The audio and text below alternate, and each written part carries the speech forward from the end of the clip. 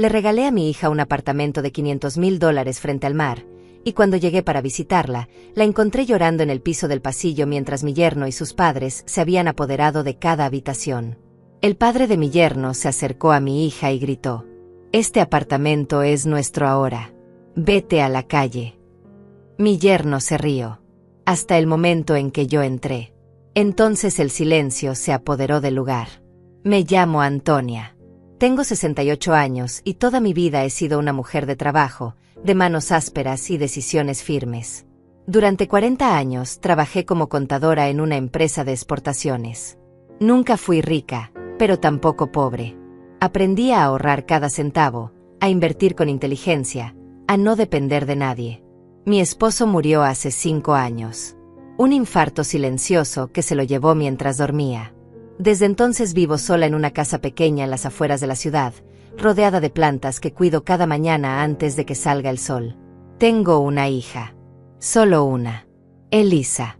Tiene 35 años y es la luz de mi vida, aunque esa luz últimamente parecía estar apagándose. Elisa siempre fue una niña dulce, demasiado dulce tal vez. De esas que prefieren ceder antes que discutir, sonreír antes que confrontar. Cuando tenía 7 años, una compañera le quitó su lápiz favorito en la escuela. Elisa llegó a casa llorando, pero cuando le pregunté si había pedido que se lo devolvieran, solo movió la cabeza. «No quiero causar problemas, mamá», me dijo con esos ojos enormes llenos de lágrimas. Esa frase se convirtió en el lema de su vida. No quiero causar problemas. Y Marcos, su esposo, lo sabía perfectamente. Marcos entró en nuestras vidas hace 7 años. Alto, de sonrisa fácil y palabras suaves. Al principio me pareció encantador. Trabajaba en ventas, siempre bien vestido, siempre con alguna historia graciosa que contar. Elisa se enamoró de él en 3 meses. Se casaron al año siguiente en una ceremonia pequeña donde yo pagué la mitad de todo porque la familia de Marcos, según él, estaba pasando por dificultades financieras temporales. Dificultades temporales que nunca terminaron. Con el tiempo empecé a notar cosas. La forma en que Marcos dejaba que Elisa pagara las cuentas mientras él compraba ropa cara. La manera en que hablaba sobre mi hija delante de otros, con ese tono de broma que en realidad era desprecio disfrazado. «Mira a Elisa, siempre tan despistada», decía riendo mientras ella bajaba la mirada. Los primeros años intenté hablar con mi hija al respecto. «Mamá, solo está siendo sobreprotectora», me respondía. «Marcos es bueno conmigo. Me ama». Pero el amor no se veía en sus ojos cada vez más cansados. No se escuchaba en su voz cada vez más apagada cuando me llamaba por teléfono. No estaba presente en ese apartamento diminuto que alquilaban en un barrio ruidoso, donde Elisa trabajaba doble turno como asistente administrativa mientras Marcos cambiaba de empleo cada 6 meses. Hace 4 meses fui a visitarla sin avisar. Toqué la puerta 3 veces antes de que ella abriera. Tenía el cabello recogido en una cola desordenada y una mancha de café en su blusa gris. Detrás de ella, el apartamento era un caos de platos sucios y ropa tirada. Elisa intentó sonreír, pero vi sus ojos enrojecidos. Había estado llorando. «¿Qué pasó?», le pregunté entrando sin esperar invitación. «Nada, mamá», respondió automáticamente. «Solo estoy cansada». Pero yo conocía a mi hija. La conocía desde que era una célula en mi vientre. Me senté en el sofá gastado y esperé. El silencio se extendió entre nosotras hasta que finalmente ella se derrumbó. «Marcos quiere que te pida dinero para comprar un auto nuevo», susurró. «Dice que el suyo ya no sirve y que tú tienes ahorros que no estás usando. Dice que como eres mi madre, es tu obligación ayudarnos». Sentí que la sangre me hervía, pero mantuve la calma. «¿Y tú qué quieres, Elisa?». Ella me miró sorprendida, como si nadie le hubiera hecho esa pregunta en años. «No sé, mamá. Solo quiero que él esté feliz. Quiero que dejemos de pelear por dinero. Quiero vivir en un lugar donde no escuche a los vecinos gritarse a través de las paredes». Esa noche, mientras manejaba de regreso a mi casa, tomé una decisión. No iba a darle dinero a Marcos para un auto que probablemente vendería en 6 meses. Pero sí iba a darle a mi hija algo que nadie pudiera quitarle. Un lugar propio. Un refugio. Una oportunidad de respirar. Llevaba 2 años considerando vender una propiedad que mi esposo y yo habíamos comprado décadas atrás como inversión. Era un lote pequeño cerca de la costa que con el tiempo se había revalorizado considerablemente. En lugar de venderlo, decidí usarlo. Contraté a un arquitecto, pedí un préstamo usando mis ahorros como garantía, y durante 3 meses supervisé cada detalle de la construcción de un apartamento de 2 habitaciones con vista al mar. $500,000. Cada centavo que había ahorrado durante 40 años de trabajo. Cada sacrificio. Cada hora extra. Todo invertido en esas paredes blancas, en esos pisos de cerámica clara, en esas ventanas enormes que dejaban entrar la luz del océano. Lo puse todo a nombre de Elisa. Solo de ella. El día que terminaron la construcción, invité a mi hija a cenar en mi casa. Marcos estaba de viaje de negocios, lo cual era perfecto. Preparé su comida favorita, ese guiso de pollo con verduras que le encantaba desde niña. Después del postre, saqué un sobre blanco de mi bolso. «Feliz aniversario de bodas adelantado», le dije. Elisa abrió el sobre confundida. Dentro estaban las llaves y los documentos de propiedad. Sus ojos recorrieron los papeles 1, 2, 3 veces antes de que comprendiera lo que estaba viendo. «Mamá, esto es, no puedes, es demasiado», tartamudeó con lágrimas rodando por sus mejillas. «No es demasiado», respondí tomando sus manos. «Es tuyo. Solo tuyo. Un lugar donde puedas ser feliz». Elisa lloró en mis brazos como no lloraba desde que era niña. «Gracias, mamá. Gracias, gracias, gracias». No sabía cuánto necesitaba esto. Al día siguiente fuimos juntas a ver el apartamento. La cara de Elisa cuando abrió la puerta principal fue todo lo que necesité para saber que había tomado la decisión correcta. Caminó despacio por cada habitación, tocando las paredes, mirando por las ventanas, sonriendo de esa forma genuina que no veía en ella hacía años. «Es perfecto», susurró parada frente al ventanal que daba al mar. «Mamá, es absolutamente perfecto». Esa fue la última vez que vi a mi hija verdaderamente feliz. 3 semanas después de entregarle las llaves, decidí visitarla. Quería ver cómo estaba arreglando el apartamento, si había comprado cortinas nuevas, si había puesto fotos en las paredes. Quería verla feliz en su nuevo hogar. Llamé a Elisa esa mañana para avisarle que pasaría por la tarde, pero su teléfono sonó y sonó sin respuesta. Intenté 2 veces más. Nada. Pensé que tal vez estaba en el trabajo, así que decidí ir de todas formas. Tenía una copia de las llaves que ella misma me había dado. «Para emergencias, mamá», me había dicho sonriendo. Conduje durante 40 minutos hasta la costa. Era un día hermoso, con el cielo despejado y las gaviotas volando sobre el mar. Estacioné frente al edificio y subí las escaleras hasta el 3er piso donde estaba el apartamento. Mientras caminaba por el pasillo, escuché voces. Voces altas. Voces masculinas que discutían sobre algo. Me detuve frente a la puerta. El número decía claramente 205. El apartamento de Elisa. Toqué el timbre. Las voces se detuvieron abruptamente. Esperé. Nada. Toqué de nuevo, esta vez con más insistencia. Escuché pasos apresurados y entonces la puerta se abrió apenas una rendija. Era Elisa. Pero no la Elisa que había dejado hace 3 semanas radiante de felicidad.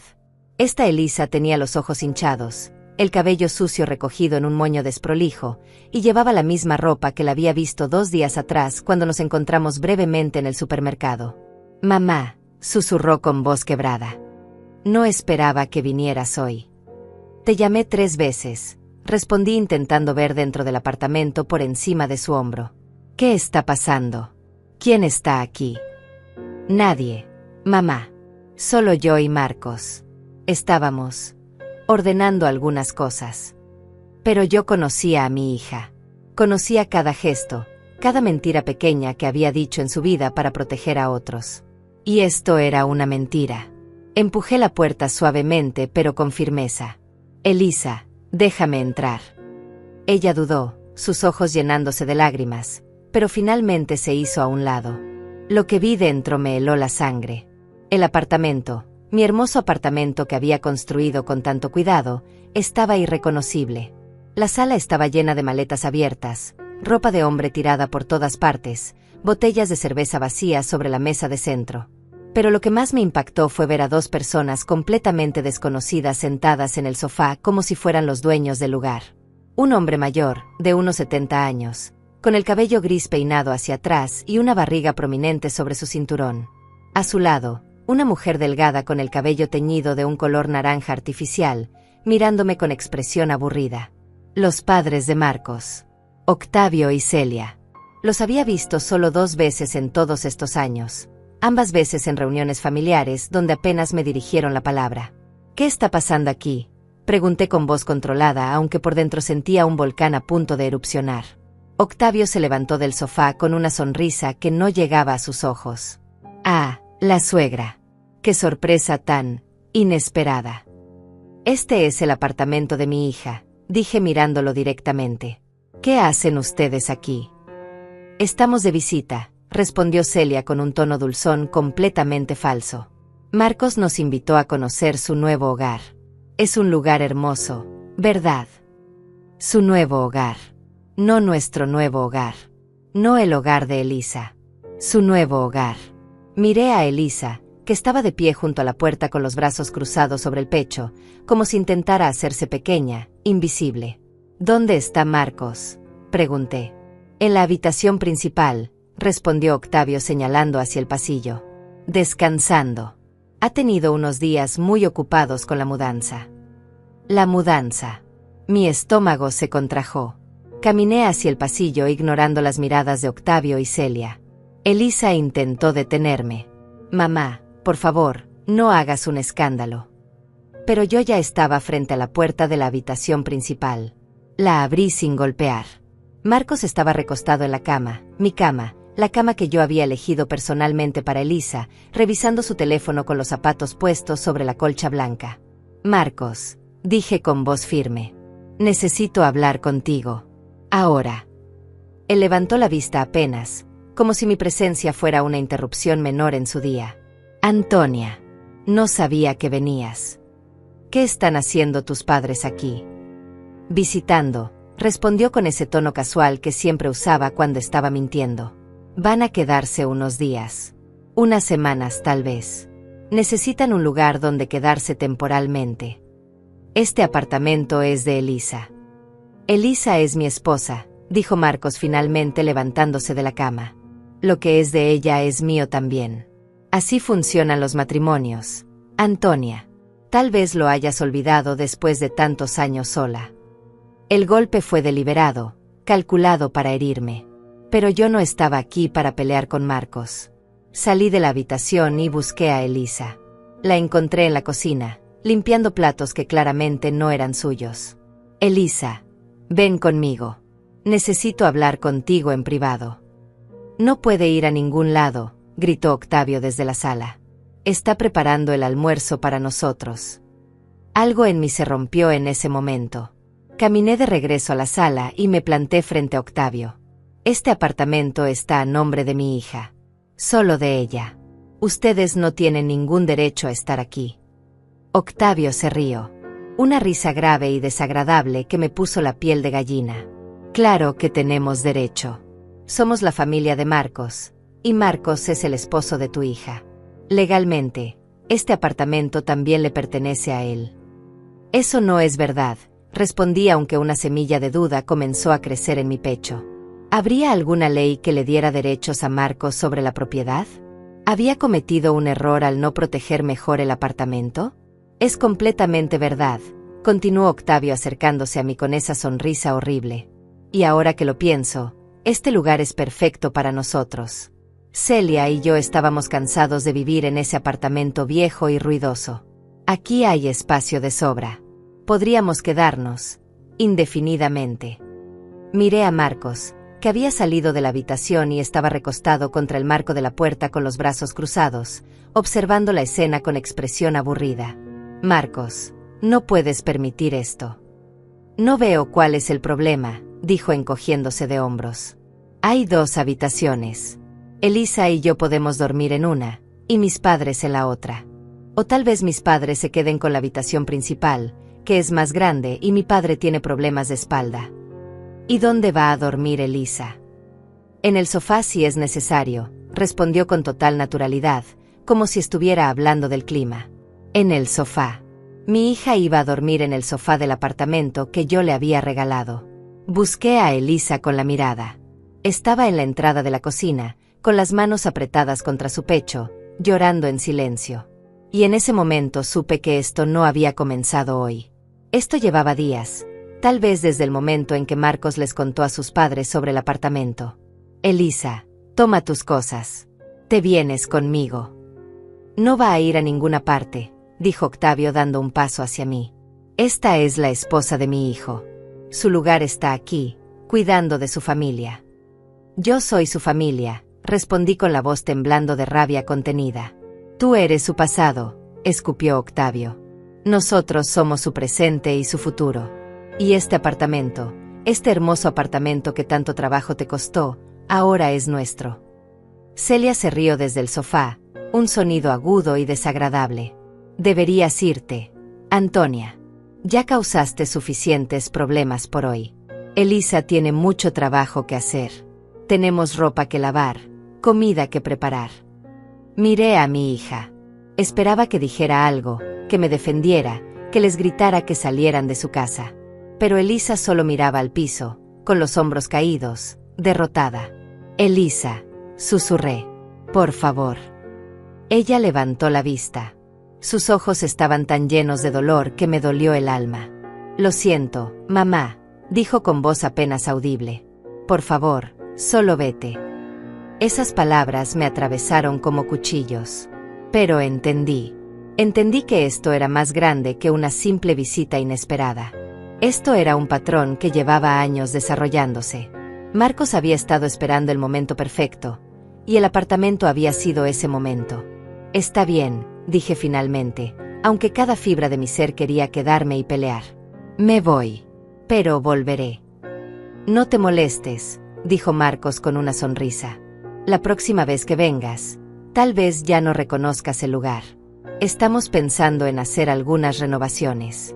Tal vez pintarlo de otro color, cambiar los muebles, hacer que se sienta más como nuestro hogar. Salí del apartamento con el corazón destrozado. Pero justo antes de cerrar la puerta, miré hacia atrás una última vez. Y lo que vi me heló hasta los huesos. Elisa estaba arrodillada en el piso del pasillo, recogiendo ropa de una bolsa de basura mientras Celia le gritaba algo sobre cómo doblar las camisas correctamente. Mi hija. Mi hermosa hija. Reducida a una sirvienta en su propia casa. Cerré la puerta y bajé las escaleras con las piernas temblando. Cuando llegué a mi auto, me senté al volante y dejé que las lágrimas cayeran. Lloré por mi hija, por mi error al pensar que un apartamento podría salvarla, por haber subestimado la crueldad de Marcos y su familia. Pero mientras lloraba, algo más comenzó a crecer dentro de mí. No era tristeza. Era furia. Una furia fría y calculada que no había sentido en años. Ellos pensaban que habían ganado. Pensaban que por ser más jóvenes, más astutos, más despiadados, podían quitarle a mi hija lo que era suyo. Se equivocaban. Sequé mis lágrimas, encendí el auto y conduje directo a la oficina de Rubén, mi abogado de confianza desde hacía 20 años. Si Marcos y su familia querían jugar sucio, yo les iba a enseñar que una mujer de 68 años que había sobrevivido 40 años en el mundo corporativo sabía exactamente cómo defenderse. Y esta vez, no iba a ceder.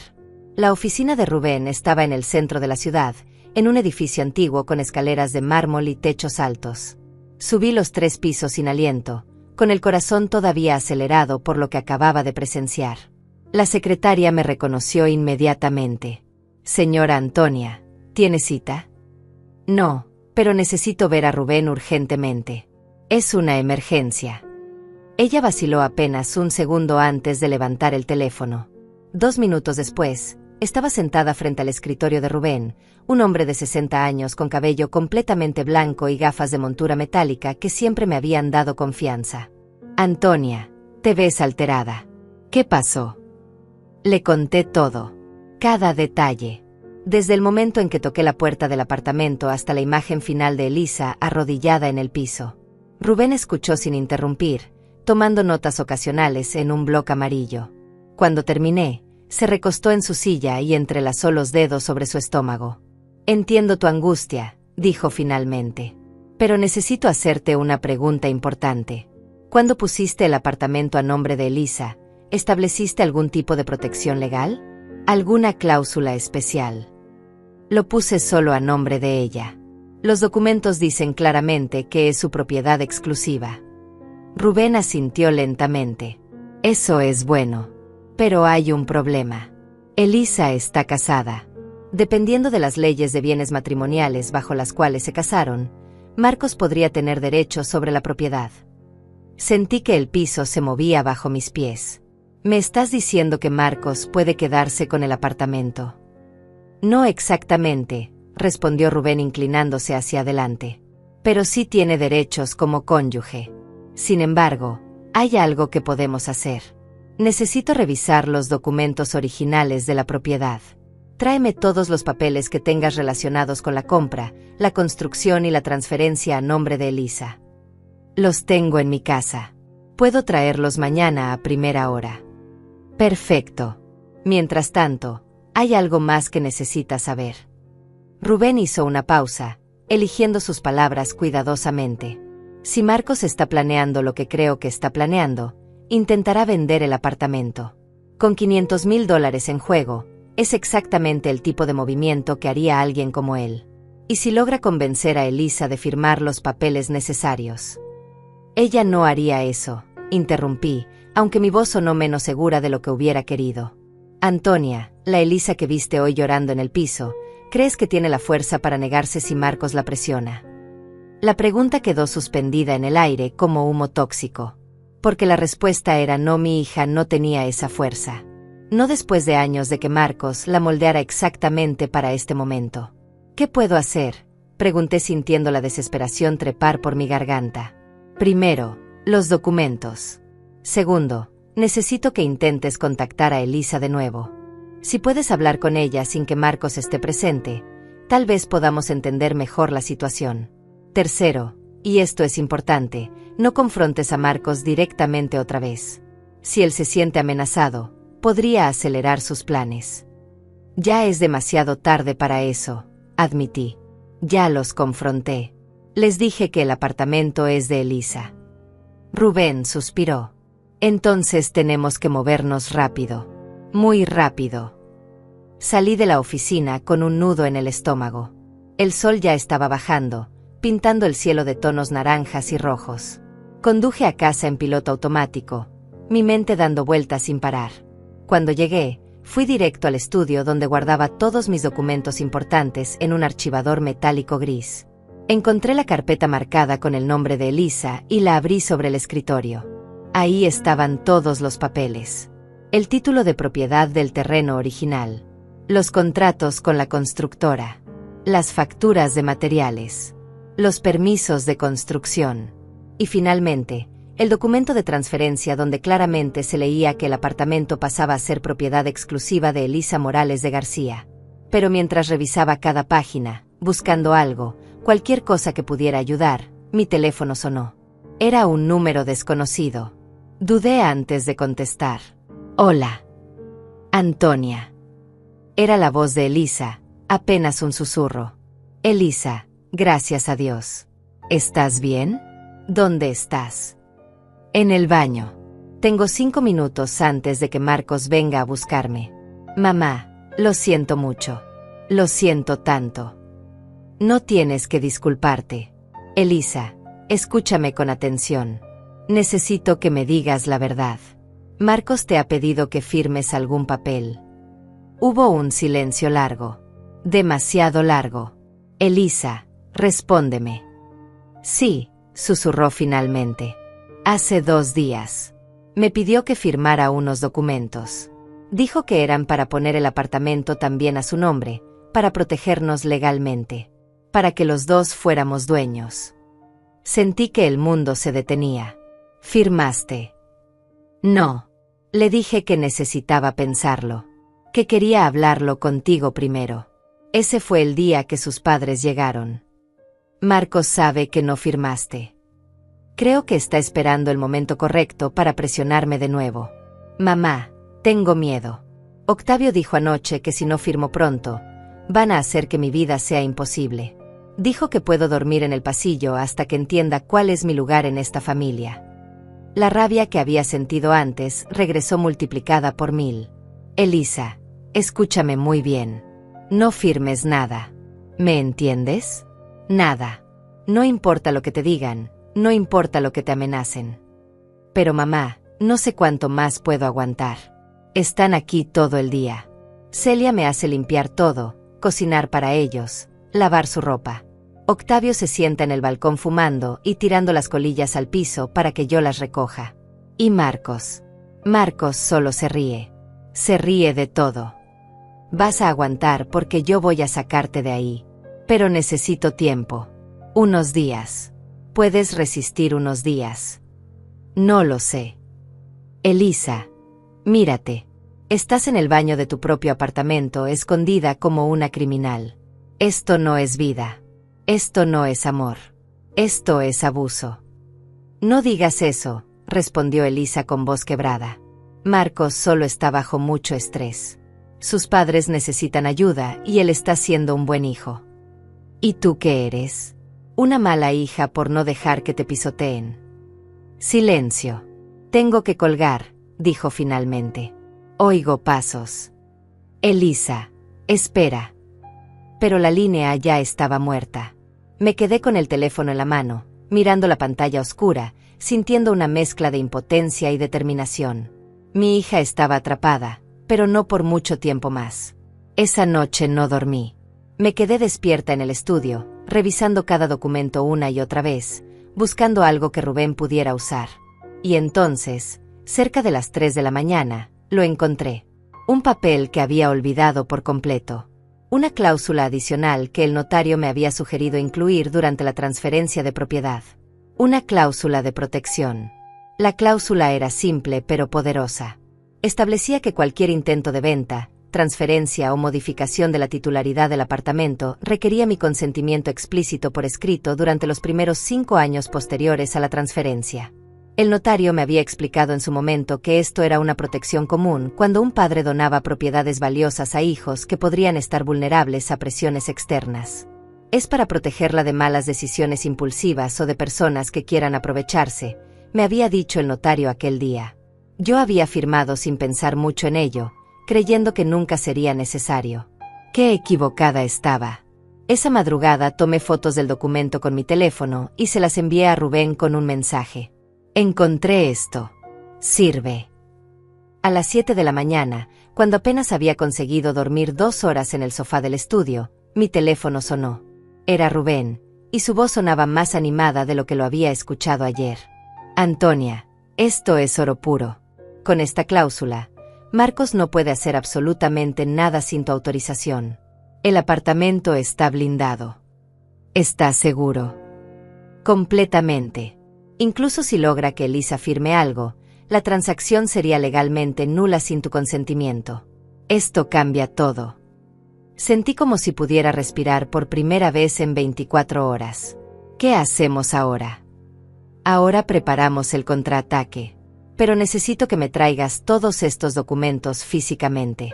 Voy a hacer copias certificadas y voy a preparar una carta legal que deje muy claro que cualquier intento de manipular la propiedad resultará en acciones legales inmediatas. Ven a mi oficina a las 10. Llegué a las 9:45. Rubén ya tenía todo preparado. Revisamos cada documento meticulosamente, él haciendo anotaciones y preparando el caso como si fuéramos a juicio mañana mismo. «Hay algo más que necesitas saber», dijo Rubén mientras organizaba los papeles.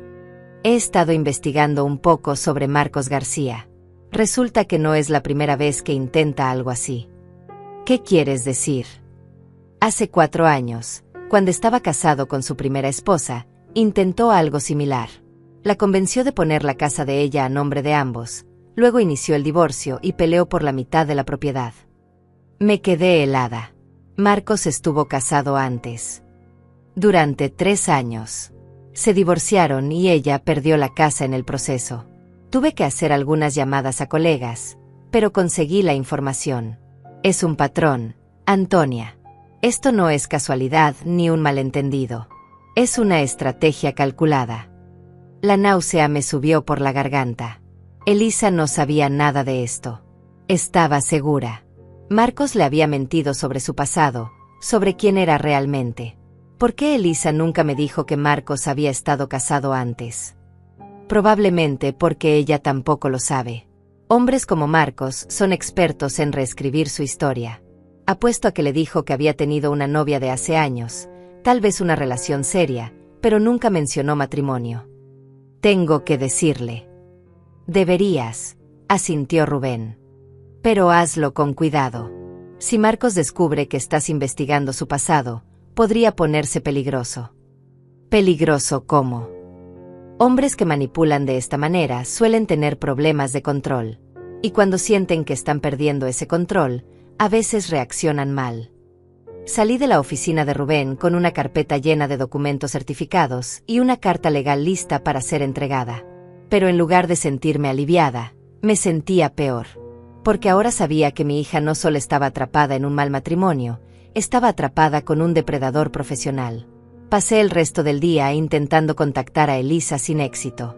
Sus llamadas iban directo al buzón de voz. Le envié mensajes de texto que quedaban en un solo check, sin entregar. Era como si hubiera desaparecido del mundo. A las 6 de la tarde, tomé una decisión. Volví al apartamento. Esta vez no iba a tocar el timbre cortésmente. Esta vez iba con un plan. Estacioné a media cuadra de distancia y caminé hacia el edificio. Desde la calle podía ver el balcón del apartamento en el tercer piso. Octavio estaba ahí, como Elisa había descrito, fumando y mirando el mar como si fuera el dueño del mundo. Subí las escaleras en silencio y me quedé frente a la puerta. Antes de tocar, presioné mi oído contra la madera. Escuché voces adentro. La voz de Celia, aguda y mandona. No, así no se dobla una toalla. Es que no aprendiste nada de tu madre. Lo siento, respondió la voz apagada de Elisa. Lo haré de nuevo. Deberías hacerlo bien desde la primera vez. Marcos merece una esposa que sepa cuidar de su hogar. Respiré profundo y toqué la puerta. Esta vez con fuerza. Con autoridad. Los sonidos adentro cesaron. Escuché pasos acercándose. La puerta se abrió y apareció Marcos con expresión molesta. Antonia. Otra vez. Necesito hablar con Elisa. Elisa está ocupada. No me importa. Voy a hablar con mi hija. Marcos se interpuso en la puerta con los brazos cruzados. Mira, ya tuvimos esta conversación ayer. Elisa es mi esposa. Vive aquí conmigo y con mis padres. Si sigue queriendo verte, puede visitarte en tu casa. Pero aquí no eres bienvenida. Este apartamento es de Elisa, no tuyo. Ya veremos qué tan cierto es eso muy pronto, respondió con una sonrisa que me dio escalofríos. ¿Qué significa eso? Significa que estoy hablando con algunos abogados sobre mis derechos matrimoniales. Resulta que como esposo tengo más poder del que pensabas. Y para fin de mes, este apartamento va a tener mi nombre también en los documentos. O mejor aún, lo vamos a vender y nos vamos a mudar a algo más grande donde todos tengamos nuestro espacio. No puedes vender nada sin el consentimiento de Elisa. Elisa hace lo que yo le digo, respondió Marcos inclinándose hacia mí con ojos fríos. Siempre lo ha hecho. Siempre lo hará. Porque ella me ama. Porque sabe que sin mí no es nadie. Eres un monstruo. Soy un hombre que sabe cómo conseguir lo que quiere. Y ahora, si me disculpas, mi esposa tiene que preparar la cena.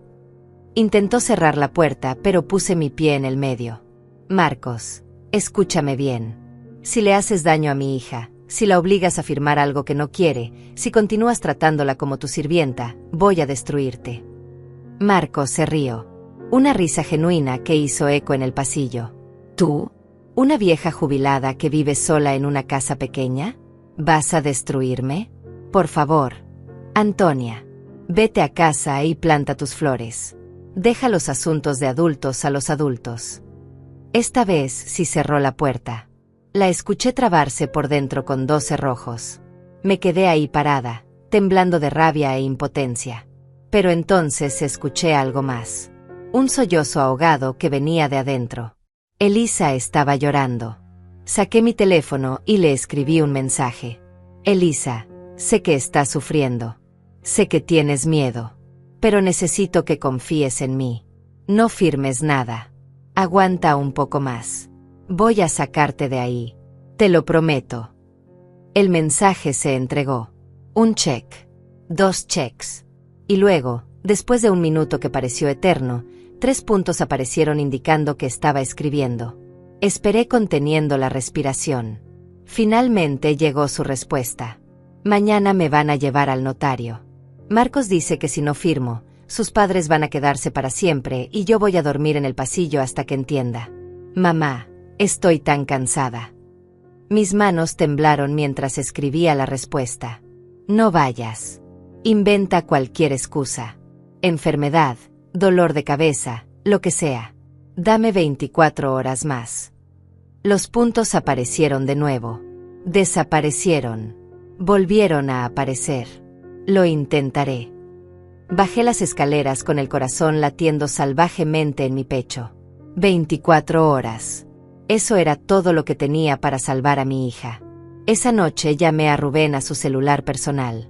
Eran las 9 de la noche, pero esto no podía esperar hasta mañana. Rubén, Marcos va a llevar a Elisa al notario mañana para que firme la transferencia del apartamento. Escuché a Rubén maldecir en voz baja, algo que nunca le había oído hacer en 20 años.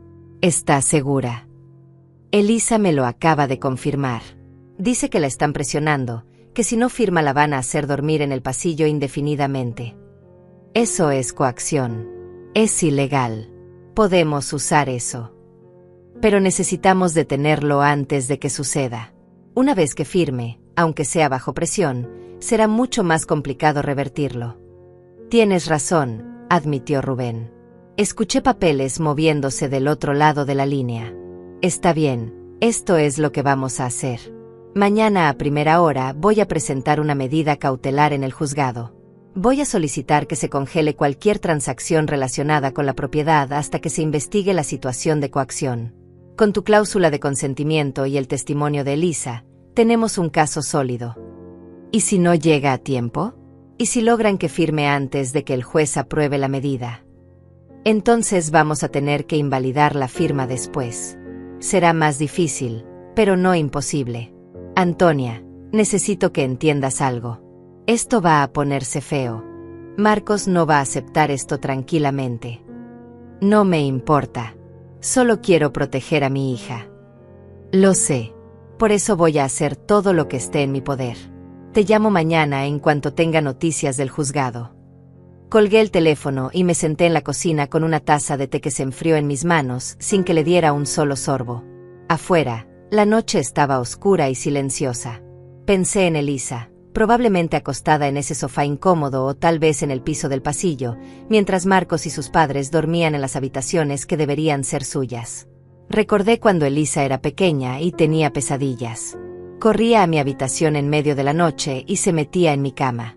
Yo la abrazaba y le cantaba canciones hasta que se volvía a dormir. Le prometía que siempre estaría ahí para protegerla, que nunca dejaría que nada malo le pasara. Qué fácil era protegerla entonces. Qué imposible parecía ahora. A las 6 de la mañana ya estaba despierta, aunque no había dormido realmente. Me duché, me vestí con mi mejor traje gris, el que usaba para reuniones importantes cuando todavía trabajaba. Quería verme seria, profesional, fuerte. A las 7:30, Rubén me llamó. Ya estoy en camino al juzgado. La solicitud está lista. El juez Martínez está de turno hoy y lo conozco bien. Es justo y no tolera el abuso. Si todo sale bien, tendremos la orden antes del mediodía. Gracias, Rubén. No sé qué haría sin ti. Antonia, llevamos 2 décadas trabajando juntos. Sé el tipo de persona que eres. Sé cuánto sacrificaste por ese apartamento. No voy a dejar que te lo roben. Y mucho menos que le hagan esto a Elisa. Las horas siguientes fueron las más largas de mi vida. Intenté distraerme limpiando la casa, revisando correos viejos, cualquier cosa para no mirar el reloj cada 30 segundos. A las 10 de la mañana, Elisa me envió un mensaje. Marcos dice que salimos en 1 hora. Le dije que me duele la cabeza, pero no le importa. Dice que puedo tomar una pastilla en el camino. Aguanta. Rubén está trabajando en algo. No firmes hasta que yo te diga que es seguro. Tengo miedo, mamá. Lo sé, mi amor. Pero esto va a terminar pronto. Confía en mí. A las 11. Nada. A las 11:30, seguía sin noticias de Rubén. Empecé a caminar en círculos por la sala, mordiéndome las uñas, algo que no hacía desde que tenía 20 años. Y entonces, a las 11:47, mi teléfono sonó. Lo tenemos, dijo Rubén sin siquiera saludar. El juez Martínez aprobó la medida cautelar. Ningún notario en la ciudad puede procesar ninguna transacción relacionada con esa propiedad sin enfrentar consecuencias legales. Ya envié copias certificadas a las 3 notarías principales del área. Sentí que las piernas me temblaban de alivio. ¿Cuánto tiempo tenemos? La medida es válida por 30 días mientras investigamos el caso. Pero Antonia, esto es solo el primer paso. Ahora viene lo difícil. Necesitamos sacar a Elisa de esa situación. ¿Cómo? Legalmente, ella es la dueña del apartamento. Tiene todo el derecho de pedirle a Marcos y a sus padres que se vayan. Pero necesita hacerlo oficialmente. Necesita presentar una denuncia por hostigamiento y solicitar una orden de desalojo. Elisa nunca va a hacer eso. Está demasiado asustada. Entonces necesitamos darle el coraje para hacerlo. O necesitamos forzar la situación de otra manera. En ese momento, mi teléfono vibró con un mensaje entrante. Era de Elisa. Ya estamos en el auto. Vamos a la notaría del centro. Mamá, no sé qué hacer. Le respondí inmediatamente. Cuando llegues, el notario no va a poder procesar nada. Hay una orden judicial que lo impide. Mantén la calma y deja que Marcos se entere por sí mismo. ¿Qué? ¿Cómo hiciste eso? Después te explico. Solo mantente segura. No dejes que Marcos te culpe por esto. No fue tu decisión. Pasaron 15 minutos. 20. Media hora. Y entonces llegó otro mensaje, pero este no era de Elisa. Era de un número desconocido. Esto es Marcos. No sé qué mierda hiciste, pero el notario dice que no puede procesar nada relacionado con el apartamento. Dice que hay una orden judicial. Esto fue tu culpa, vieja entrometida. Ahora Elisa va a pagar por lo que hiciste. El mensaje me heló la sangre. Inmediatamente intenté llamar a Elisa. No contestó. Le envié mensajes. No respondió. Llamé 5 veces más. Nada. Rubén, Marcos acaba de amenazarme. Dice que Elisa va a pagar por la orden judicial. No puedo contactarla. Voy para allá. Dame la dirección del apartamento. No, yo voy. Necesito ver que ella esté bien. Antonia, si Marcos está furioso, podría ser peligroso. No me importa. Es mi hija. Conduje al apartamento más rápido de lo que había manejado en años. Mis manos apretaban el volante con tanta fuerza que los nudillos se me pusieron blancos. Llegué en 25 minutos en lugar de los 40 habituales. Subí las escaleras de 2 en 2, ignorando el dolor en mis rodillas. Cuando llegué al pasillo del tercer piso, escuché gritos. Gritos que venían del apartamento de Elisa. La voz de Marcos, fuerte y llena de rabia. Por tu culpa. Todo esto es por tu culpa.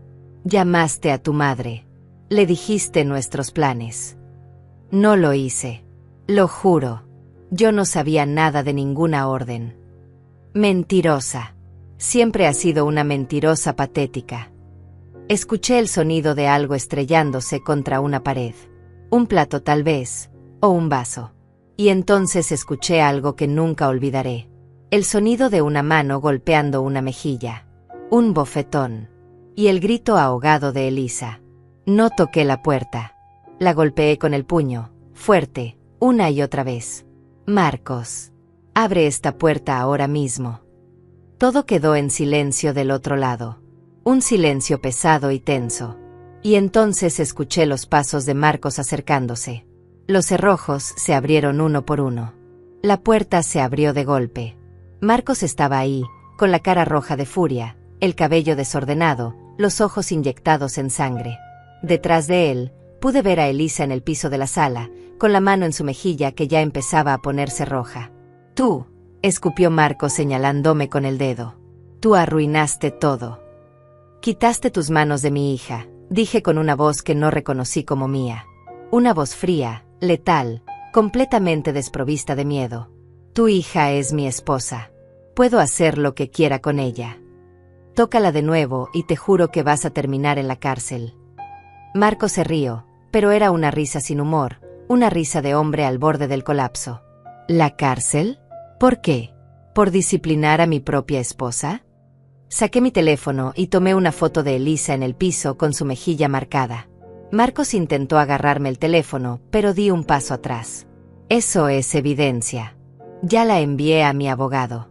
Si me tocas, si intentas quitarme este teléfono, solo vas a empeorar tu situación. Eres una bruja entrometida, siseó Marcos. Desde el primer día has intentado separarnos. Nunca me quisiste para tu hija. Tenías razón.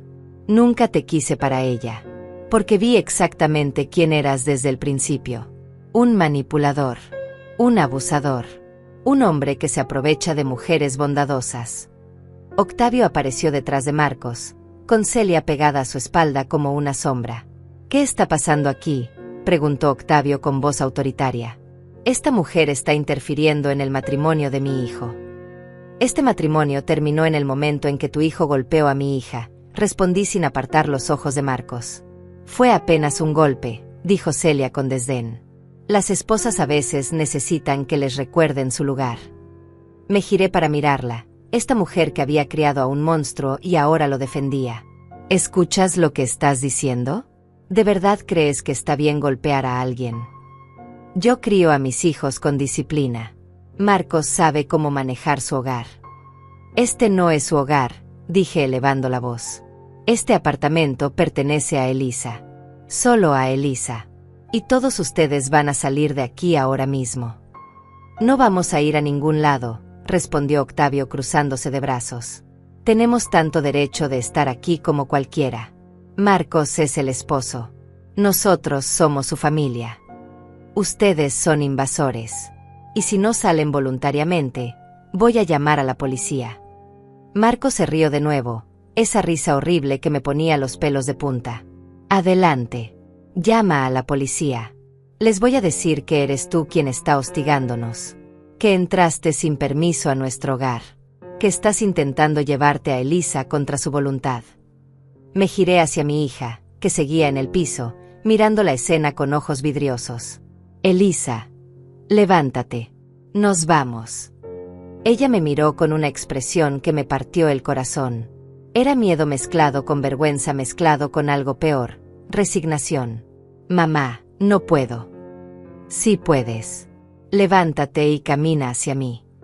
Si se va conmigo, Marcos va a... ¿Marcos va a qué?, la interrumpí. ¿Pegarte de nuevo? ¿Encerrarte? ¿Quitarte todo lo que tienes? Ya lo está haciendo, Elisa. Ya perdiste todo menos tu dignidad. No dejes que te quite eso también. Marcos dio un paso hacia Elisa con el puño cerrado. Si das un paso más fuera de este apartamento, no vuelvas nunca. ¿Me escuchaste? Nunca. Perfecto, dije yo antes de que Elisa pudiera responder. Eso es exactamente lo que va a pasar. Se va y nunca vuelve. Contigo. Caminé hacia Elisa y le extendí la mano. Ella me miró, luego miró a Marcos, luego de nuevo a mí. Vi el momento exacto en que algo cambió en sus ojos. Un pequeño destello de la Elisa que solía ser, la niña valiente que alguna vez fue antes de que Marcos la convirtiera en una sombra. Tomó mi mano. La ayudé a levantarse. Sus piernas temblaban tanto que casi se cae, pero la sostuve con fuerza. Empezamos a caminar hacia la puerta. Marcos nos bloqueó el paso. No vas a ningún lado. Quítate, dije con voz de acero. Este es mi apartamento. No, no lo es. Y ahora mismo estoy grabando esta conversación. Cada palabra, cada amenaza. Todo va a ir directo a la policía y a mi abogado. Era mentira, no estaba grabando, pero Marcos no lo sabía. Vi la duda cruzar su rostro. Octavio puso una mano en el hombro de su hijo. Déjalas ir. No valen la pena. Marcos apretó la mandíbula, pero finalmente se hizo a un lado. Pasamos junto a él, yo con mi brazo alrededor de Elisa, sintiendo cómo temblaba contra mí. Cuando llegamos a la puerta, Marcos habló una última vez. Cuando vuelvas arrastrándote, porque vas a volver, no voy a estar aquí esperándote. Voy a vender este apartamento y me voy a quedar con cada centavo. Y tú vas a terminar sin nada. Igual que tu madre. 2 mujeres solas y miserables. No me giré. No respondí. Simplemente seguí caminando. Bajamos las escaleras y salimos al estacionamiento donde estaba mi auto. Cuando finalmente llegamos, Elisa se derrumbó. Cayó de rodillas en el pavimento y comenzó a sollozar, un llanto profundo y desgarrador que salía desde lo más profundo de su ser. Me arrodillé junto a ella sin importarme el dolor en mis rodillas y la abracé mientras lloraba. Lloraba por los años perdidos, por el abuso sufrido, por la vida que había desperdiciado con un hombre que nunca la amó realmente. Ya pasó, susurré acariciando su cabello. Ya estás a salvo. Ya terminó. No terminó, mamá, sollozó Elisa. Él va a vender el apartamento. Va a quedarse con todo. Todo lo que trabajaste, todo lo que sacrificaste. Escúchame, dije tomando su cara entre mis manos para que me mirara directamente. Marcos no puede vender nada. Hay una orden judicial que lo impide. Y aunque pudiera, el apartamento nunca fue lo importante. Tú eres lo importante. Tu vida. Tu seguridad. Tu felicidad. Pero desperdiciaste $500,000 en mí. No desperdicié nada. Ese apartamento cumplió su propósito. Te dio una razón para salir. Te mostró que merecías algo mejor. Y ahora te trajo de vuelta a mí. Eso vale más que todo el dinero del mundo. Elisa se aferró a mí como una niña pequeña. La abracé hasta que sus sollozos se calmaron, hasta que pudo respirar de nuevo sin jadear. Finalmente la ayudé a subir al auto. Antes de arrancar, miré hacia arriba, al balcón del 3er piso. Marcos estaba ahí, fumando un cigarrillo, mirándonos con una expresión que no podía descifrar desde esta distancia. Pero no me importaba. Ya no tenía poder sobre nosotras. Conduje a mi casa en silencio. Elisa miraba por la ventana sin decir nada, con la mano todavía en su mejilla hinchada. Cuando llegamos, la llevé directamente al baño y saqué hielo del congelador envuelto en una toalla limpia. Ponlo en tu cara. Va a ayudar con la hinchazón. Ella obedeció mecánicamente. Preparé té de manzanilla, su favorito desde que era niña, y nos sentamos en la cocina. El silencio se extendió entre nosotras, pero no era incómodo. Era el silencio de 2 personas que habían sobrevivido una tormenta y ahora estaban aprendiendo a respirar de nuevo. ¿Qué va a pasar ahora?, preguntó Elisa finalmente con voz pequeña. Ahora descansas. Mañana vamos con Rubén y empezamos los trámites de divorcio. Y recuperamos tu apartamento. No quiero volver ahí. Nunca. Está contaminado con todo lo que pasó. No tienes que volver si no quieres. Podemos venderlo cuando todo esto termine y empezar de nuevo. O puedes quedarte aquí conmigo todo el tiempo que necesites. ¿No estás enojada conmigo? ¿Por ser tan débil? ¿Por dejar que esto llegara tan lejos? Tomé sus manos entre las mías. Nunca estuve enojada contigo. Estaba aterrada por ti, preocupada por ti, desesperada por salvarte. Pero nunca enojada. El abuso no es culpa de la víctima, Elisa. Tú no eres débil. Sobreviviste. Y ahora vas a recuperarte. Elisa comenzó a llorar de nuevo, pero estas lágrimas eran diferentes. Eran lágrimas de alivio, de liberación. Esa noche Elisa durmió en su antigua habitación, la que había conservado exactamente como la dejó cuando se mudó con Marcos hace años. Las paredes color lavanda, los estantes llenos de libros que amaba de adolescente, la colcha con flores que ella misma había elegido. La arropé como cuando era pequeña y me senté en el borde de la cama hasta que se quedó dormida, observando cómo su respiración finalmente se volvía lenta y profunda. Cuando salí de su habitación, me permití llorar por primera vez en todo el día. Lloré en silencio en el pasillo, con la espalda contra la pared, dejando salir todo el miedo, la rabia y el alivio que había estado conteniendo. Mi bebé había estado en peligro y yo casi llego tarde. Casi. A la mañana siguiente desperté temprano. Elisa seguía dormida, probablemente por primera vez en semanas descansando de verdad sin miedo. Preparé desayuno, llamé a Rubén para ponerlo al día de todo lo que había pasado, y tomé más fotos de la mejilla de Elisa que ahora mostraba un moretón púrpura oscuro. Evidencia que necesitaríamos. Antonia, esto cambia todo, dijo Rubén cuando le conté sobre la agresión. Ya no estamos hablando solo de una disputa de propiedad. Esto es violencia doméstica. Podemos conseguir una orden de restricción contra Marcos inmediatamente. Y con esta evidencia, el proceso de divorcio será mucho más favorable para Elisa. ¿Qué hay del apartamento? Con la orden cautelar vigente, Marcos no puede hacer nada por 30 días. Eso nos da tiempo suficiente para iniciar el proceso de desalojo formal. Como Elisa es la única dueña legal y hay evidencia de abuso, el juez va a estar de nuestro lado. ¿Cuánto tiempo tomará todo esto? El divorcio podría tomar varios meses, pero la orden de restricción la podemos conseguir en días. Y el desalojo, con las circunstancias apropiadas, tal vez 2 o 3 semanas. 2 o 3 semanas en las que Marcos y sus padres seguirían viviendo en el apartamento de mi hija. 2 o 3 semanas en las que podrían destruir todo, vender los muebles, dañar la propiedad. Pero al menos Elisa estaría a salvo aquí conmigo. Cuando Elisa finalmente despertó cerca del mediodía, bajó las escaleras con pasos lentos.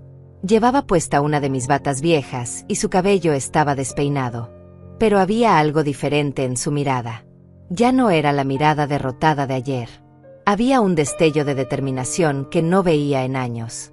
Buenos días, mamá. Buenos días, mi amor. ¿Cómo dormiste?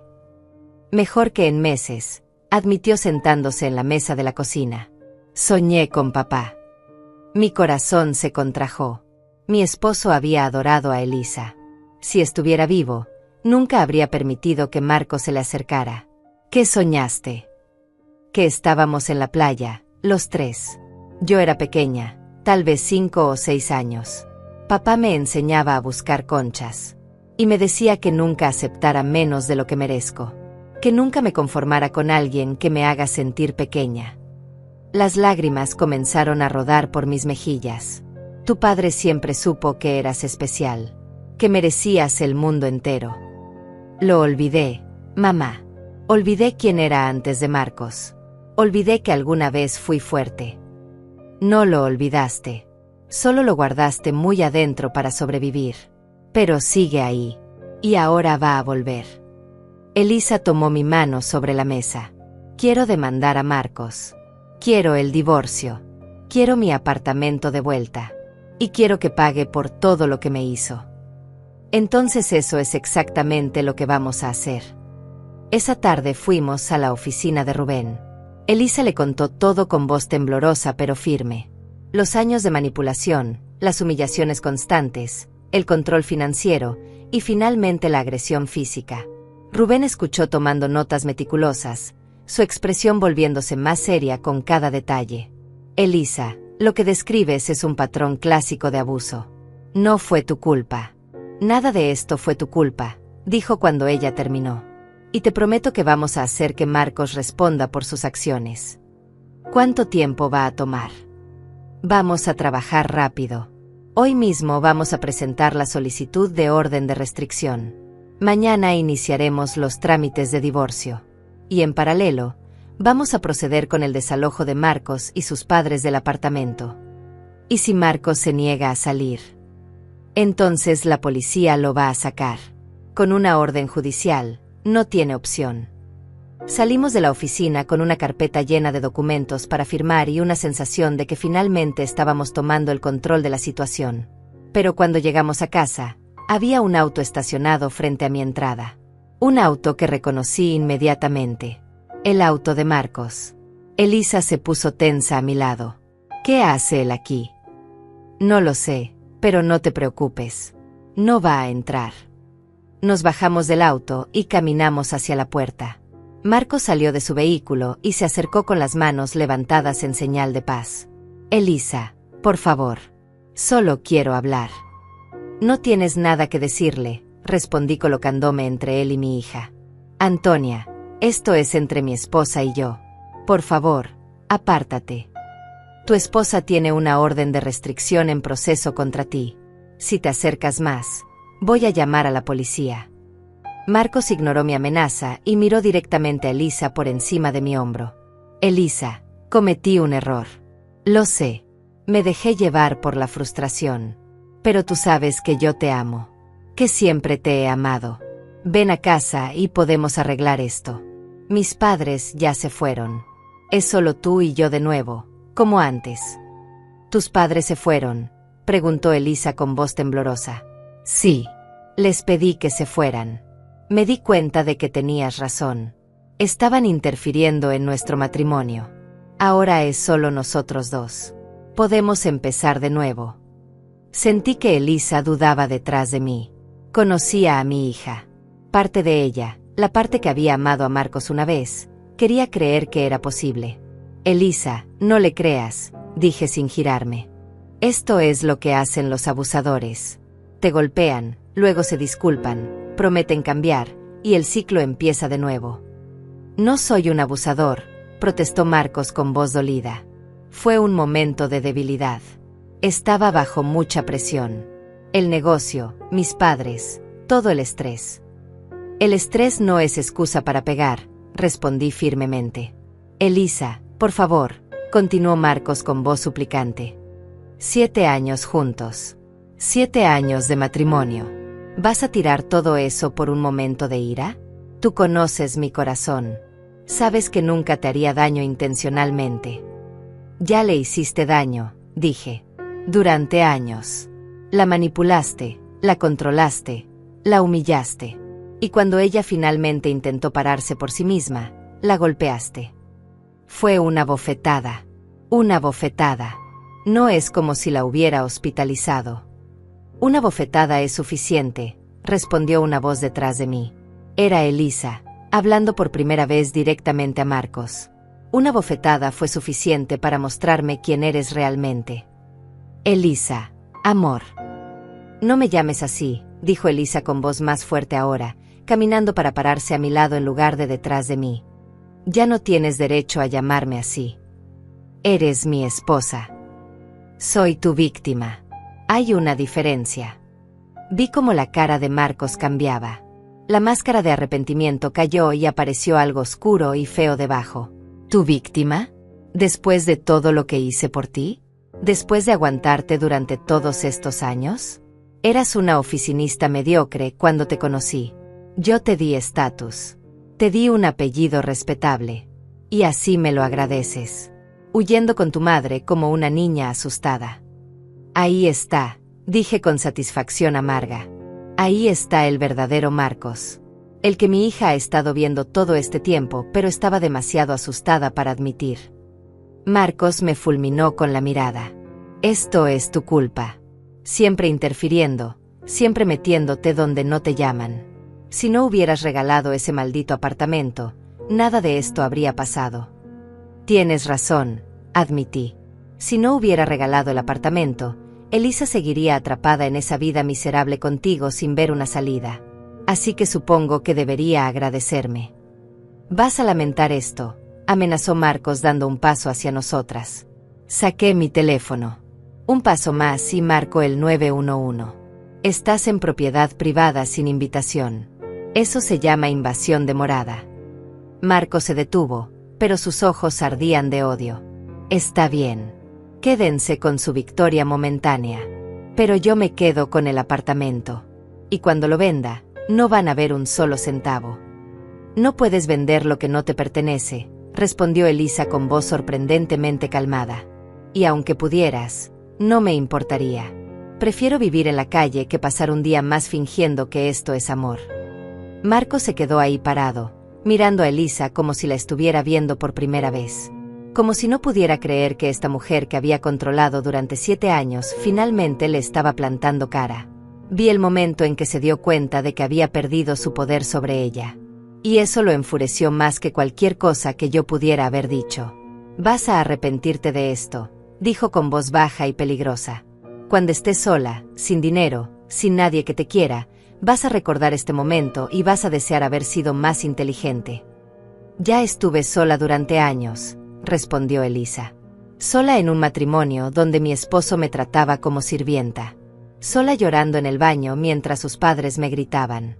Sola durmiendo en el piso de mi propio apartamento. Así que tu amenaza de soledad no me asusta. Porque nada puede ser peor que estar sola contigo al lado. Las palabras golpearon a Marcos como bofetadas. Su cara se puso roja, sus puños se cerraron, y por un momento pensé que iba a intentar algo violento. Pero entonces pareció recordar dónde estaba, que yo tenía mi teléfono en la mano lista para llamar a la policía, que ya no tenía el control de la situación. Esto no ha terminado, escupió finalmente. Nos vemos en la corte. Se dio la vuelta y caminó hacia su auto con pasos furiosos.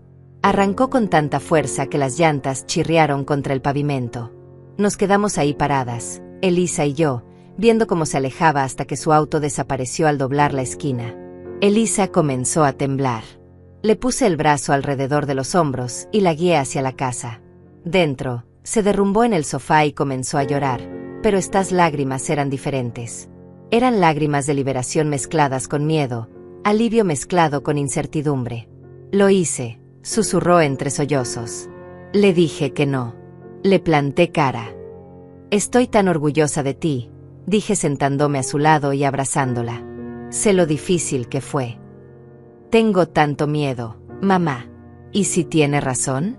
¿Y si termino sola y miserable? Elisa, mírame, dije tomando su cara entre mis manos. Estar sola no es lo peor que te puede pasar.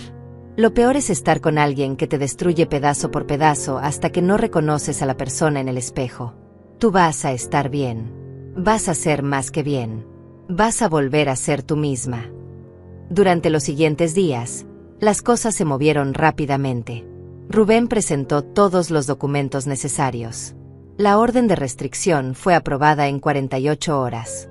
Marcos tenía prohibido acercarse a Elisa a menos de 100 metros. También se inició formalmente el proceso de divorcio y la solicitud de desalojo del apartamento. Mientras tanto, Elisa comenzó a sanar. Lentamente, como un animal herido aprendiendo a caminar de nuevo. Los primeros días apenas hablaba, pasaba horas mirando por la ventana o durmiendo. Pero poco a poco empezó a emerger. Comenzó a sonreír de nuevo. A reír. A recordar quién era antes de Marcos. Una semana después de que Elisa saliera del apartamento, Rubén nos llamó con noticias. El juez aprobó el desalojo. Marcos tiene 72 horas para abandonar la propiedad o la policía lo va a remover por la fuerza.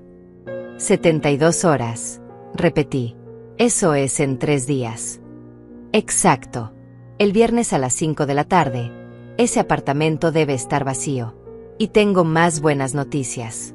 El juez también ordenó que Marcos pague una compensación temporal a Elisa por el uso indebido de la propiedad durante el tiempo que estuvo ahí con sus padres. ¿Cuánto? $5,000. No es mucho comparado con el valor del apartamento, pero es algo. Y establece un precedente legal importante para el caso de divorcio. Elisa estaba a mi lado escuchando la conversación en altavoz. Vi cómo sus ojos se llenaban de lágrimas otra vez, pero estas eran lágrimas de alivio. De verdad va a tener que irse. De verdad, confirmó Rubén. Y si intenta quedarse o causar algún daño a la propiedad, va a enfrentar cargos criminales adicionales. Antonia, sugiero que el viernes vayan con un oficial de policía a supervisar que Marcos deje las llaves y que el apartamento esté en condiciones aceptables. El viernes llegó más rápido de lo que esperaba.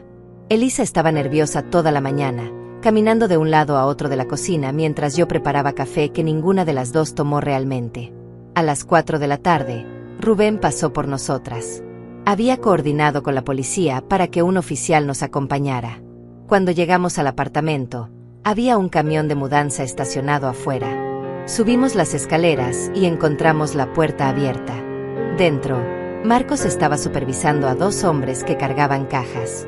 El apartamento estaba prácticamente vacío. Todos los muebles que yo había comprado para Elisa habían desaparecido. ¿Dónde están los muebles?, preguntó Elisa con voz temblorosa. Marcos se giró y nos miró con expresión fría. Los vendí. Necesitaba dinero para la mudanza. Esos muebles no eran tuyos para vender, dijo Rubén inmediatamente. Eran propiedad de Elisa. Eran propiedad matrimonial, respondió Marcos con una sonrisa desagradable. Y como todavía estamos casados, tenía derecho a disponer de ellos. El oficial de policía que nos acompañaba dio un paso adelante. Señor, va a tener que compensar a la señora por el valor de esos muebles o enfrentará cargos por robo. Buena suerte probando cuánto valían, respondió Marcos encogiéndose de hombros. Caminé por el apartamento vacío. Las paredes tenían agujeros donde habían estado colgados cuadros. El piso de la cocina tenía manchas de grasa que parecían intencionalmente dejadas. En el baño, el espejo estaba roto. No completamente destrozado, pero con una grieta que lo atravesaba de arriba a abajo. ¿Qué pasó aquí?, pregunté señalando el espejo. Accidente, respondió Marcos sin ninguna emoción en su voz. Esto es vandalismo intencional, dijo Rubén tomando fotos con su teléfono. Todo esto va a ser documentado y agregado a la demanda. Hagan lo que quieran, dijo Marcos. Ya me voy de todos modos. Los hombres de la mudanza terminaron de cargar las últimas cajas. Marcos sacó las llaves del apartamento de su bolsillo y las dejó caer en el mostrador de la cocina con un sonido metálico que resonó en el espacio vacío. Ahí están sus preciosas llaves. Disfruten su apartamento vacío. Comenzó a caminar hacia la puerta, pero Elisa habló deteniéndolo. Marcos. Él se giró, y por un momento, vi un destello de esperanza en sus ojos. Como si pensara que ella iba a cambiar de opinión, a pedirle que se quedara. Quiero que sepas algo, continuó Elisa con voz firme. Durante mucho tiempo pensé que el problema era yo. Que si tan solo fuera mejor esposa, más bonita, más complaciente, tú serías feliz y me tratarías bien. Pero ahora entiendo que nunca fue sobre mí. Siempre fue sobre ti. Sobre tu necesidad de controlar, de dominar, de sentirte superior aplastando a alguien más. ¿Ya terminaste con tu discurso?, preguntó Marcos con tono aburrido. Casi. Solo quiero que sepas que te perdono. Eso lo tomó por sorpresa. Lo vi en su cara. ¿Qué? Te perdono. No porque lo merezcas, sino porque yo lo necesito. Necesito dejar ir toda esta rabia y dolor para poder seguir adelante. Así que te perdono. Y te compadezco. Porque vas a pasar el resto de tu vida siendo exactamente quien eres ahora. Y esa es una prisión peor que cualquier cosa que la ley pueda hacerte. Marcos la miró por un largo momento. Vi emociones cruzar su cara, rabia, confusión, algo que casi parecía dolor. Pero finalmente solo sacudió la cabeza. Siempre fuiste dramática, dijo, y salió del apartamento. Escuchamos sus pasos bajando las escaleras, luego el sonido del camión de mudanza arrancando y alejándose. Y entonces fue solo silencio. Un silencio profundo y limpio que llenó el apartamento vacío. Elisa se giró lentamente, mirando el espacio que alguna vez fue su hogar y se había convertido en su prisión. Las paredes blancas ahora rayadas y sucias. Los pisos manchados. Las ventanas que daban al mar todavía dejando entrar esa hermosa luz dorada del atardecer. Podemos arreglarlo, dije poniendo mi mano en su hombro. Podemos pintarlo de nuevo, comprar muebles nuevos, hacerlo hermoso otra vez. O podemos venderlo, respondió Elisa. Y usar ese dinero para empezar completamente de nuevo. Sin fantasmas. Sin recuerdos malos. ¿Es eso lo que quieres?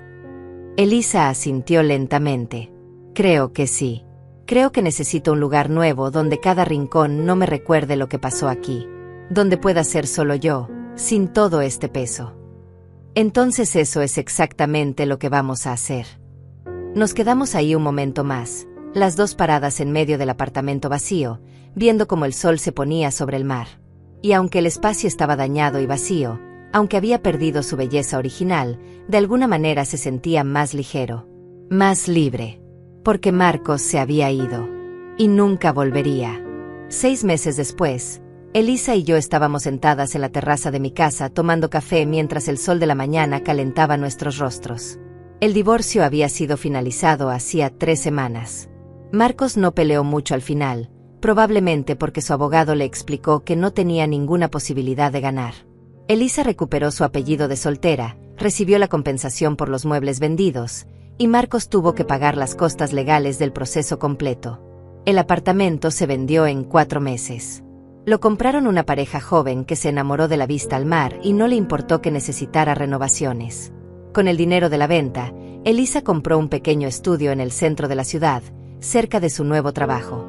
Había conseguido un puesto mejor en una empresa de diseño gráfico, algo que siempre había querido hacer, pero Marcos le decía que era una pérdida de tiempo.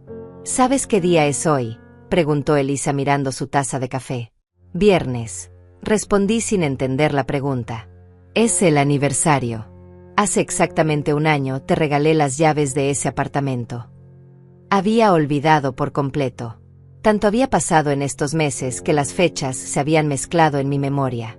Un año, repetí. Parece una vida entera.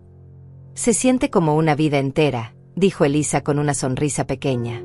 La persona que recibió esas llaves ya no existe. Era alguien tan perdida, tan asustada de su propia sombra. ¿Y quién eres ahora? Elisa pensó por un momento, mirando hacia el jardín donde las flores que yo cuidaba cada mañana estaban en plena floración. Ahora soy alguien que sabe decir no. Alguien que entiende la diferencia entre amor y control. Alguien que prefiere estar sola que mal acompañada. Suenas como tu padre, dije con lágrimas en los ojos. Él estaría tan orgulloso de ti. Creo que él siempre supo que yo tenía esta fuerza dentro. Solo necesitaba encontrarla yo misma. Mi teléfono sonó interrumpiendo el momento. Era un número desconocido. Dudé en contestar, pero algo me hizo apretar el botón verde. Hola. Antonia Morales, preguntó una voz de mujer que no reconocí. Sí, soy yo. ¿Quién habla? Mi nombre es Patricia Ruiz. Soy abogada. Represento a la exesposa de Marcos García, su exyerno. Conseguí su número a través de registros públicos del caso de divorcio. Espero que no le moleste que la contacte.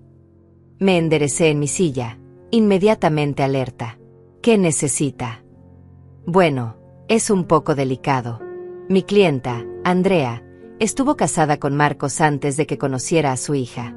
Ella perdió su casa en el divorcio debido a manipulaciones similares a las que entiendo que Marcos intentó con su familia. Cuando nos enteramos del caso de ustedes a través de contactos legales, Andrea quiso comunicarse. Ella tiene información que podría ser útil si ustedes deciden tomar acciones legales adicionales contra Marcos. Miré a Elisa, que estaba observándome con curiosidad. ¿Qué tipo de información?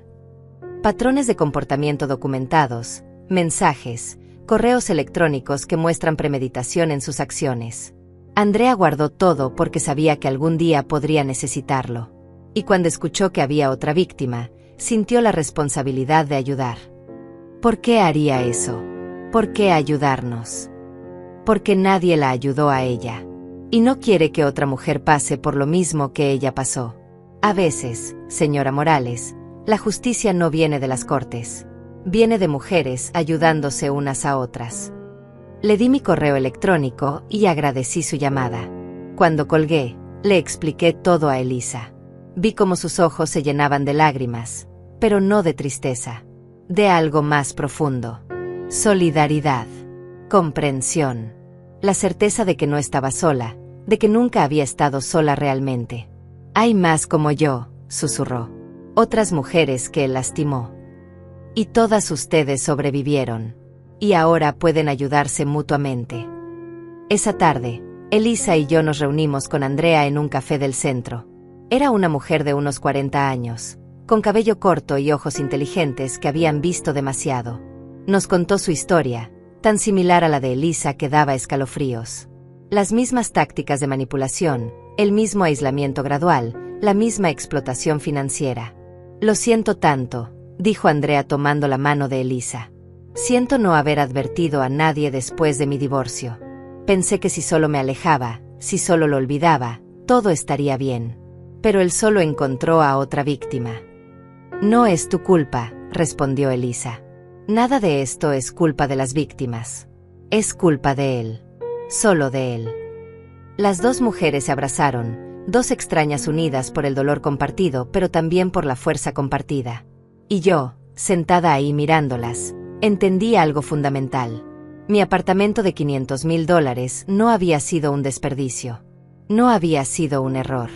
Había sido exactamente lo que necesitaba ser, Un catalizador. Una herramienta que forzó a Marcos a mostrar su verdadera cara antes de que fuera demasiado tarde, antes de que Elisa perdiera más años de su vida, antes de que el daño fuera irreparable. Los meses siguientes trajeron más cambios. Elisa comenzó terapia y finalmente empezó a procesar todo lo que había vivido. Hizo nuevas amigas en su trabajo. Salió a cenar, al cine, a caminar por la playa. Volvió a pintar, algo que había abandonado cuando se casó porque Marcos decía que era un pasatiempo infantil. Su pequeño estudio se llenó de colores y vida y risa. Yo también cambié. Aprendí a soltar, a confiar en que mi hija estaba bien sin que yo la vigilara constantemente. Volví a mis plantas, a mis rutinas, pero ahora con la paz de saber que había hecho todo lo posible para proteger lo que más amaba en este mundo. Una noche, casi un año después de todo, Elisa vino a cenar. Preparé su guiso favorito, el mismo que había hecho aquella noche cuando le di las llaves del apartamento. Comimos en silencio cómodo, el tipo de silencio que solo pueden compartir personas que han pasado por el infierno juntas y salieron del otro lado. «Mamá», dijo Elisa cuando terminamos de comer. «Nunca te lo dije correctamente, pero gracias». «¿Por qué, mi amor?» «Por no rendirte conmigo. Por seguir peleando incluso cuando yo había dejado de pelear. Por recordarme quién era cuando yo lo había olvidado.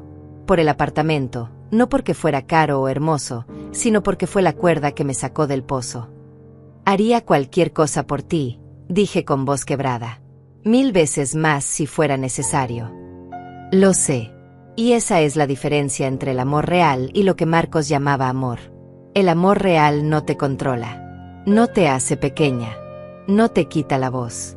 El amor real te da alas, incluso cuando eso significa dejarte caer para que aprendas a volar».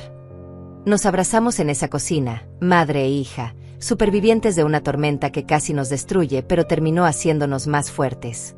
Y entendí que el verdadero regalo no había sido el apartamento de $500,000. El verdadero regalo había sido la libertad, la dignidad, la oportunidad de empezar de nuevo.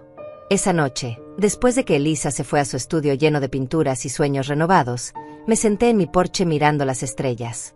Pensé en mi esposo, muerto hace tantos años, y le susurré al viento que nuestra hija estaba bien, que había tropezado, que había caído, pero que se había levantado más fuerte que nunca.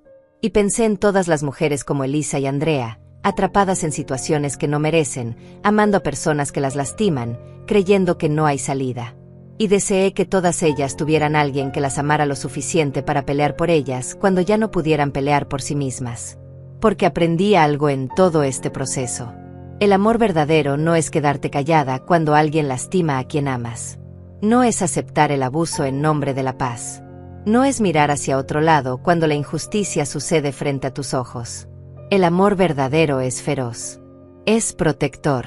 Es estar dispuesta a perderlo todo, incluso la relación con la persona que amas, si eso significa salvarla de sí misma y de quienes quieren destruirla. Y a veces, la mejor herencia que puedes dejar no es dinero o propiedades. Es enseñar que la paz nunca debe costar tu dignidad. Que estar sola es infinitamente mejor que estar con alguien que te hace sentir sola. Que el verdadero hogar no es un lugar de paredes y techos, sino la capacidad de mirarte al espejo y reconocer a la persona que te devuelve la mirada. El apartamento de $500,000 cumplió su propósito.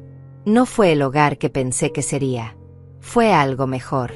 Fue la llave que abrió la puerta de la jaula donde mi hija había estado atrapada. Y aunque ese apartamento ya no existía, aunque se había vendido y otra familia vivía ahí ahora, su legado permanecía. En los ojos brillantes de Elisa.